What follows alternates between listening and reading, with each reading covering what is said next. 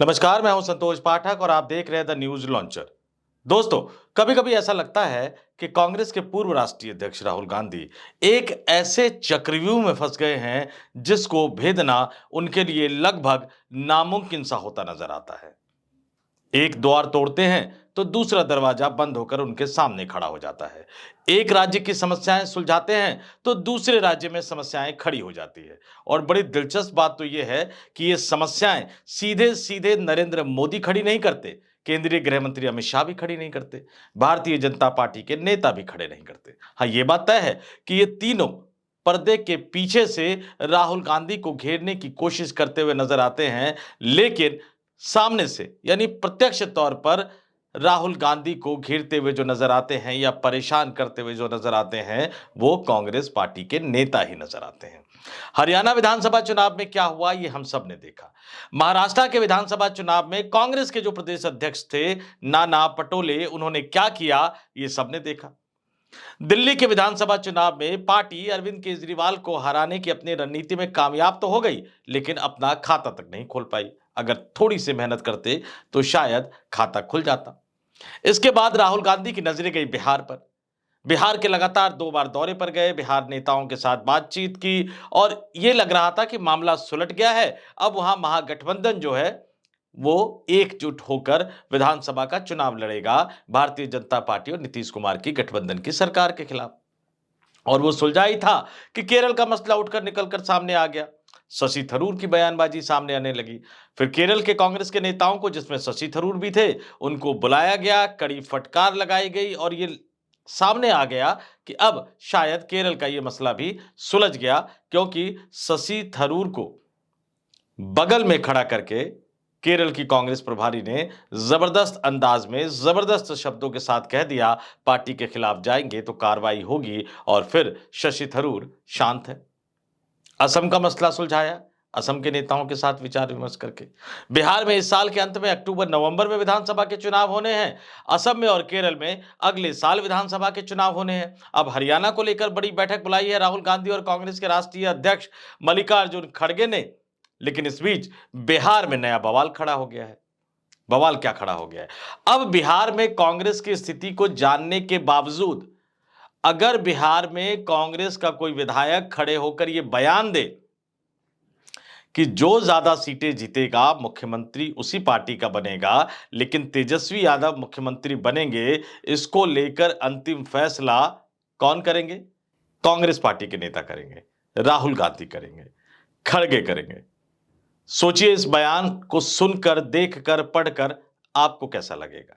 क्योंकि आंकड़े तो कुछ और ही कहानी बयां कर रहे हैं। और ये तमाम चीजें देखिए कि कांग्रेस के विधायक अजीत शर्मा, जो कि भागलपुर से विधायक है, उन्होंने कह दिया कि राहुल गांधी, सोनिया गांधी और कांग्रेस के राष्ट्रीय अध्यक्ष मल्लिकार्जुन खड़गे तय करेंगे कि तेजस्वी यादव मुख्यमंत्री बनेंगे या नहीं बनेंगे।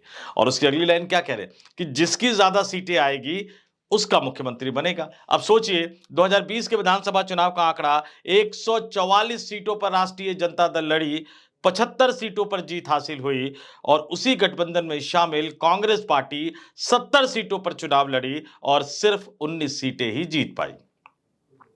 कौन कितना आगे है, कौन कितना पीछे है? तो फिर विधायक के मुंह से इस तरह के बयान के मायने क्या है? और सिर्फ यही विधायक नहीं है, अजीत शर्मा, पप्पू यादव वहां जाकर क्या बोल रहे हैं, जो कहने को तो निर्दलीय सांसद है लोकसभा के, लेकिन कांग्रेस पार्टी के नेता है। कन्हैया कुमार बिहार की धरती पर जाकर क्या बोल रहे हैं, जो लगातार 2 लोकसभा चुनाव हार चुके हैं। 2019 में सीपीआई उम्मीदवार के तौर पर बिहार के बेगूसराय में गिरिराज सिंह ने उन्हें हरा दिया था।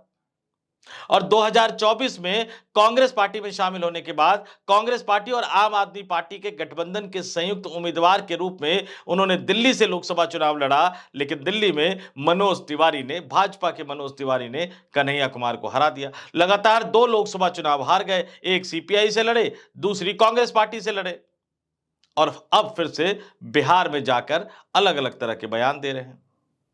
तो ये तमाम राजनीतिक नेता जो बिहार की राजनीति के सबसे बड़े धुरंधर अपने आप को साबित करने की कोशिश कर रहे हैं, लेकिन इन धुरंधरों ने राहुल गांधी को फंसा दिया है। और अब यह खबर निकलकर सामने आ रही है दोस्तों, सबसे बड़ी खबर निकलकर सामने आ रही है कि मुख्यमंत्री का फैसला करने के लिए राहुल गांधी बिहार कांग्रेस के नेताओं के साथ बैठक करने जा रहे हैं। राहुल गांधी बिहार कांग्रेस के नेताओं के साथ 12 मार्च को यानी अगले बुधवार को बैठक करेंगे, जिस बैठक में बिहार में अभी जिन नेता को, अपने करीबी नेता को उन्होंने प्रभारी बनाकर भेजा है, वो कृष्णा अल्लावारू साहब भी शामिल होंगे। बिहार कांग्रेस के प्रदेश अध्यक्ष अखिलेश प्रसाद सिंह भी उस बैठक में शामिल होंगे। बिहार कांग्रेस के अन्य तमाम बड़े नेता, दिग्गज नेता भी उस बैठक में शामिल होंगे। और उस बैठक में कांग्रेस के पूर्व राष्ट्रीय अध्यक्ष राहुल गांधी मुख्यमंत्री पद को लेकर, महागठबंधन को लेकर, विधानसभा सीटों को लेकर, विधानसभा चुनाव की तैयारियों को लेकर न केवल विचार मंथन करेंगे, बल्कि अहम और जरूरी निर्देश देंगे। और यहां सवाल यह खड़ा हो रहा है कि जैसे बयान बहादुर शशि थरूर पर उन्होंने एक तरह से लगाम लगा दी, तो क्या राहुल गांधी उस बैठक में अपने बयान बहादुर कांग्रेस के नेताओं पर लगाम लगा पाएंगे? एक तरफ आप लोग नीतीश कुमार और तेजस्वी यादव के बीच में कल जो विधानसभा में दिलचस्प राजनीतिक बहस हुई, वो आपने देखा, सुना। फिर यह भी खबर आई कि किस तरह से दिलीप जायसवाल को फिर से प्रदेश अध्यक्ष चुन लिया गया। और हमने भी आपको न्यूज लॉन्चर पर एक एक्सक्लूसिव खबर बताई थी कि अब भारतीय जनता पार्टी और नीतीश कुमार में लगभग 139 और 104 के फॉर्मूले पर सहमति बन गई है। और अब नीतीश कुमार कहीं नहीं जाने वाले हैं। और उसके बाद से आप देख रहे होंगे कि नीतीश कुमार किस अंदाज में पलटवार कर रहे हैं लालू यादव पर, तेजस्वी यादव पर, राबड़ी देवी पर। विधानसभा के अंदर उन्होंने राष्ट्रीय जनता दल के किसी भी नेता को नहीं छोड़ा, हर नेता को अलग तरह से घेरने की कोशिश की। चारा घोटाले की याद दिला दी, 2005 से पहले के बिहार की याद दिला दी। यह भी बता दिया कि लालू यादव को मुख्यमंत्री उन्होंने बनाया था, तेजस्वी यादव को बच्चा तक बोल दिया। और तेजस्वी यादव ने इससे पहले कई तरह के गंभीर आरोप मुख्यमंत्री नीतीश कुमार पर लगाए। लेकिन इस बहस के बीच में एनडीए गठबंधन से अगर अलग हटकर देखा जाए, तो विपक्षी महागठबंधन में कई किरदार है और खासतौर से कांग्रेस के अंदर कई किरदार है। और कांग्रेस का महत्व बिहार की राजनीति के लिए इसलिए बहुत ज्यादा महत्वपूर्ण हो जाता है कि महागठबंधन में जो तमाम राजनीतिक दल शामिल है, सबसे बड़ी पार्टी राष्ट्रीय जनता दल है, जिसकी तरफ से यह स्पष्ट है कि वो अपनी तरफ से तेजस्वी यादव को मुख्यमंत्री पद का दावेदार उम्मीदवार घोषित कर चुके हैं। उस महागठबंधन में कांग्रेस दूसरे नंबर की पार्टी है, सीपीआई-एमएल तीसरे नंबर की पार्टी है और फिर सीपीएम और सीपीआई का नंबर आता है। तो अगर विपक्षी महागठबंधन में शामिल कांग्रेस पार्टी ये तय नहीं कर पा रही है कि उन्हें किस तरह से महागठबंधन के साथ चुनाव लड़ना है या नहीं लड़ना है, तेजस्वी यादव को मुख्यमंत्री स्वीकार करना है या नहीं करना है, और सबसे बड़ी बात कि अगर गठबंधन के साथ चुनाव लड़ना है, तो फिर उनके नेता बार बार आगे बढ़कर इस तरह से बयान बहादुर के तौर पर बयान क्यों देते हुए नजर आ रहे हैं। और इसलिए मैंने कहा, बिहार की राजनीति में कांग्रेस की तरफ से कई अहम किरदार है दोस्तों। पहले किरदार बिहार कांग्रेस के प्रभारी कृष्णा अल्लावरू, राहुल गांधी के करीबी है, लगातार वो बिहार के दौरे पर जा रहे हैं, बिहार कांग्रेस के नेताओं को फटकार लगा रहे हैं, सीधे सीधे कह रहे हैं कि सच्चाई हमें स्वीकार करनी चाहिए कि पिछली बार 70 सीटों पर कांग्रेस पार्टी विपक्षी महागठबंधन के हिस्से के रूप में लड़ी थी, सिर्फ 19 सीटें जीत पाई। इस सच्चाई को स्वीकार करना पड़ेगा। पत्ते नहीं खोल रहे कि कितनी सीटें वो इस बार विपक्षी महागठबंधन में राष्ट्रीय जनता दल से मांगेंगे, लेकिन अपनी पार्टी को उन्होंने सीधा सीधा टास्क दे दिया है कि हमें कम से कम 3 दर्जन ऐसी विधानसभा सीटें जीतनी है जहां पर कांग्रेस पार्टी के उम्मीदवार चुनाव जीत सके। लेकिन कांग्रेस के अन्य नेता बार बार ये फीडबैक दे रहे हैं, बार बार इस तरह के बयान दे रहे हैं कि अगर 70 से कम सीटें मिली तो फिर कांग्रेस बिहार की सभी 243 विधानसभा सीटों पर अकेले चुनाव लड़ जाएगी। खुद कृष्णा अल्लावरू कह चुके हैं कि कांग्रेस पार्टी बिहार में राष्ट्रीय जनता दल की बी टीम के तौर पर चुनाव नहीं लड़ेगी, वो बिहार की जनता के ए टीम के तौर पर चुनाव लड़ेगी। और रही सही कसर बिहार की राजनीति में पप्पू यादव और कन्हैया कुमार जैसे नेता निकाल देते हैं। जिस तरह से वो राष्ट्रीय जनता दल पर हमला करते हैं, पप्पू यादव जिस तरह से राष्ट्रीय जनता दल की तुलना एक जानवर से करते हुए नजर आते हैं, कन्हैया कुमार को लालू यादव वर्षों से पसंद नहीं करते हैं, ये सब जानते हैं। लालू यादव, तेजस्वी यादव दोनों ये नहीं चाहते कि पप्पू यादव हो या कन्हैया कुमार हो, बिहार की राजनीति में उनका प्रभाव बढ़े। लेकिन कांग्रेस की तरफ से ऐसा फीडबैक दिया जा रहा है कि इन दोनों में से किसी एक के हाथ में बिहार प्रदेश कांग्रेस की कमान सौंपी जाएगी। और अगर ऐसा हुआ तो फिर महागठबंधन का क्या होगा, फिर लालू यादव क्या करेंगे, फिर तेजस्वी यादव क्या करेंगे। ये तमाम तरह की खबरें जो हैं वो निकल कर सामने आ रही है। और इस बीच ये बड़ी खबर कि 12 मार्च को बुधवार को राहुल गांधी ने कांग्रेस पार्टी के बिहार प्रदेश के नेताओं की बैठक बुलाई है। कांग्रेस के राष्ट्रीय अध्यक्ष मल्लिकार्जुन खड़गे की अध्यक्षता में यह बैठक होगी। राहुल गांधी उस बैठक में शामिल होंगे। कांग्रेस के राष्ट्रीय संगठन महासचिव केसी वेणुगोपाल भी उस बैठक में शामिल होंगे, जिस पार्टी में बिहार विधानसभा चुनाव की भविष्य की रणनीति को लेकर, भविष्य की तैयारियों को लेकर चर्चा की जाएगी। और सबसे बड़ा सवाल यही उठेगा कि अगर विपक्षी महागठबंधन के सहयोगी दल के रूप में कांग्रेस पार्टी चुनाव लड़ रही है तो क्या राष्ट्रीय जनता दल के सामने छोटे भाई की भूमिका में चुनाव लड़ने वाली कांग्रेस को आधिकारिक रूप से यह घोषित नहीं कर देना चाहिए कि महागठबंधन तेजस्वी यादव को मुख्यमंत्री बनाने के लिए चुनाव लड़ रहा है, क्योंकि एनडीए की तरफ से घोषित कर दिया गया है नीतीश कुमार ही एनडीए गठबंधन के चेहरे हैं।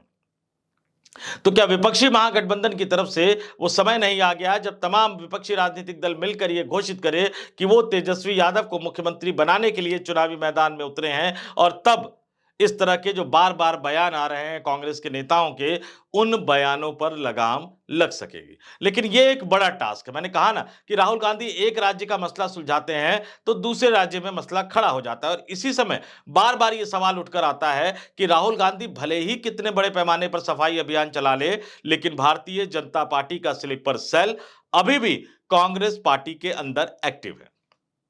और यही स्लीपर सेल कांग्रेस के नेताओं से यह बयान दिलवाता है कि हम बिहार की सभी 243 सीटों पर चुनाव लड़ने के लिए तैयार है, जबकि जमीनी हकीकत कुछ और ही कहानी बयां कर रही है। पिछले बार के विधानसभा चुनाव का आंकड़ा मैंने बता दिया था कि किस तरह से कांग्रेस पार्टी की करारी हार के कारण, कांग्रेस पार्टी के शर्मनाक प्रदर्शन के कारण बिहार में विपक्षी गठबंधन की सरकार बनते बनते रह गई थी, नीतीश कुमार की विदाई होते होते रह गई थी। बड़ी मुश्किल से एनडीए गठबंधन 125 सीटें जीत पाया, जबकि 243 सदस्यीय बिहार विधानसभा में सरकार बनाने के लिए 122 विधायक की जरूरत होती है, यानी बहुमत से सिर्फ 3 ज्यादा।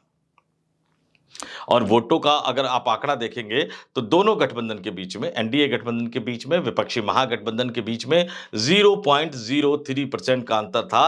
तो इस जमीनी हकीकत को समझने के बावजूद अगर कांग्रेस नेताओं के इस तरह के बयान आ रहे हैं तो कहीं ना कहीं लगता है कि ये बयान आ रहे हैं या बयान दिलवाए जा रहे हैं। और ये बयान अगर दिलवाए जा रहे हैं तो उन बयानों के पीछे कौन है जो विपक्षी महागठबंधन के बीच में दरारें पैदा करना चाहता है। और इसका एक दूसरा पहलू भी है, लेकिन उस दूसरे पहलू पे भी हमें गौर करना पड़ेगा।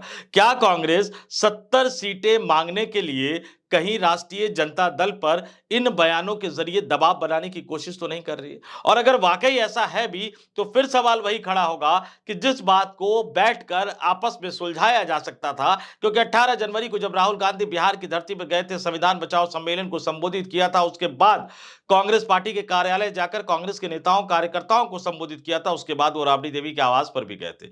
राबड़ी देवी के आवास पर उन्होंने लालू यादव, तेजस्वी यादव, राबड़ी देवी, तेज प्रताप यादव यानी यादव परिवार के तमाम लोगों से मुलाकात की थी। तेजस्वी यादव ने स्वागत किया और अपना पूरा घर दिखाया, अपनी गौशाला भी दिखाई थी। तो जब माहौल इतना अच्छा बन रहा था, जब तालमेल इतना अच्छा बनता हुआ नजर आ रहा था, तो क्या इस मसले को लेकर राजनीतिक बयानबाजी महागठबंधन में कार्यकर्ताओं के स्तर पर खटास पैदा नहीं करेगी? क्या कांग्रेस के नेता इसको समझ नहीं पा रहे हैं, या समझने के बावजूद जानबूझकर ऐसा कर रहे हैं?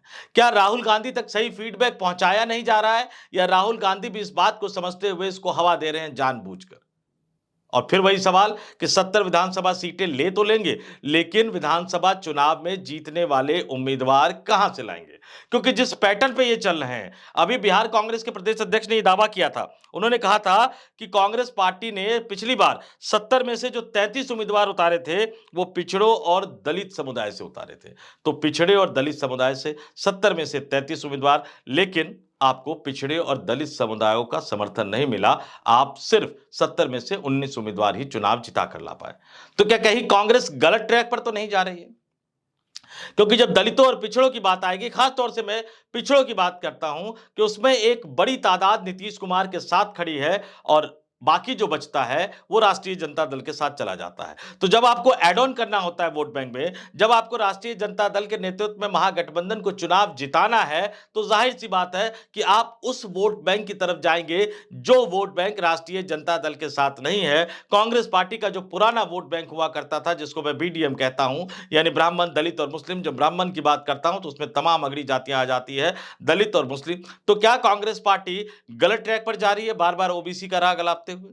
क्या कांग्रेस पार्टी उस वोट बैंक को एड्रेस क्यों नहीं कर पा रही है, जिस वोट बैंक के बल पर दशकों तक कांग्रेस पार्टी ने न केवल बिहार पर राज किया था, बल्कि इस देश पर भी राज किया था? ये तमाम सवाल देखते हैं 12 मार्च को राहुल गांधी की बैठक में, कांग्रेस के बिहार नेताओं की बैठक में क्या कुछ निकलकर सामने आता है। इन बयान बहादुर नेताओं पर लगाम लगाई जाती है या नहीं, बयान बहादुर नेताओं को असलियत बताई जाती है या नहीं, उन्हें यह बताया जाता है या नहीं कि महागठबंधन की तरफ से सीएम पद का उम्मीदवार सिर्फ तेजस्वी यादव होंगे।